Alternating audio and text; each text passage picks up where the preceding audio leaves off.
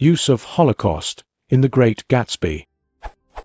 The final sentence of Chapter 8 of The Great Gatsby. It was after we started with Gatsby toward the house that the gardener saw Wilson's body a little way off in the grass, and the Holocaust was complete. I've spent some time looking online at various definitions of Holocaust, and of the history of the word, and I'm having a difficult time understanding what the word meant to a reader of 1925 when TGG was published.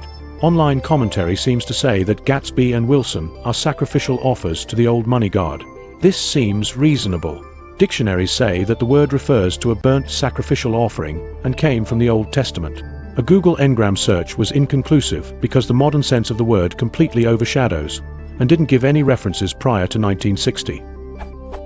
Holocaust was also used in the early draft versions of TGG, so the word was understood and cleared by Maxwell Perkins. Also, there are big differences between the early draft versions of TGG and the Scribner's release. Many of these are single-word additions or deletions. To my way of thinking, if Fitzgerald had wanted to say, and the sacrificial offering was complete, he would have done so, but he stuck with that word and probably had used it all along, and he was not an author that liked to use interesting or $100 words. There are about 15 words in TGG that might require a dictionary. My questions. 1. In 1925, what would the common reader understand of the word Holocaust? 2. Etymology suggests that Holocaust started being used in 1670 to mean a mass destruction of human life. In 1925, did the word have those connotations, or was it understood in a different way? 3. Was the word only used in the Jewish community? And if so, was it to refer to an offering or a mass destruction? It was not only in use in Jewish communities, the word was Greek. It referred to burnt offerings, in general, and, because of that, came to mean destruction by fire. The sense of human lives lost to fire seems to have gained ground between the late 19th and early 20th centuries. Compare Holocaust, whole and burnt to burn. A burnt sacrifice or offering, the whole of which was consumed by fire. A species of sacrifice in use among the Jews and some pagan nations. The American Dictionary of the English Language by Noah Webster, 1828. 2. Holocaust, page 699, Webster's Revised Unabridged Dictionary, 1913, whole go * cost, N.L. Holocaustum, gr, neutral of, burnt whole, olos whole plus kestos burnt, fr to burn, cf caustic cff, Holocaust. A burnt sacrifice, an offering, the whole of which was consumed by fire, among the Jews and some pagan nations.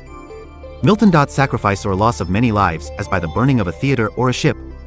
An extended use not authorized by careful writers. I find the wording not authorized interesting.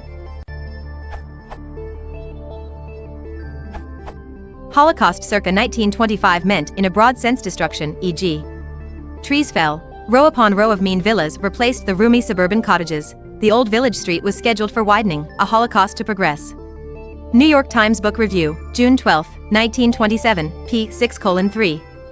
For an article on the use of the word Holocaust, Google search, word Holocaust Petrie.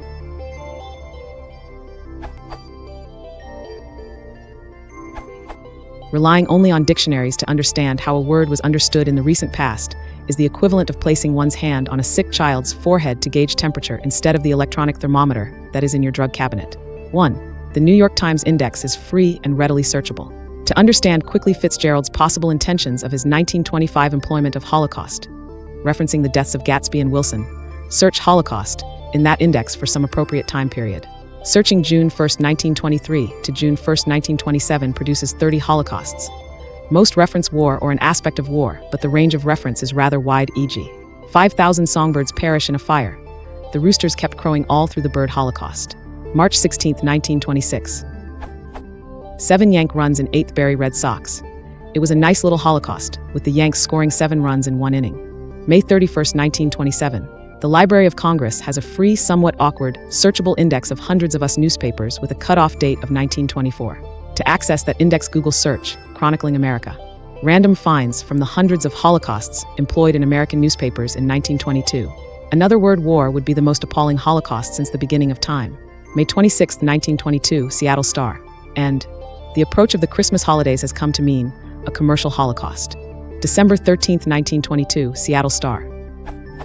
Footnote 1. Dictionaries are not to be trusted on word history or use. The 1989 Oxford English Dictionary's entry Holocaust does not mention the employment of Holocaust in the early 1960s as the referent to the then actively feared nuclear destruction. Stevenson asked whether such blunders might not carelessly, accidentally trigger the Holocaust. The former Democratic presidential candidate, in an address to the Conference on World Tension. New York Times Index, May 13, 1960. And the Oxford Dictionary leaves the impression that Holocaust's earliest employments referenced almost entirely sacrifices to the Judeo-Christian God, and that such authorized holocausts swamped any reference of the word to pagan sacrifices, both in the past and in modern usage. Yet an educated Protestant English speaker in the period 1600 to 1940 would have encountered H/Holocaust as a referent to a pagan sacrifice in Latin and Greek texts, but never in a Protestant Bible.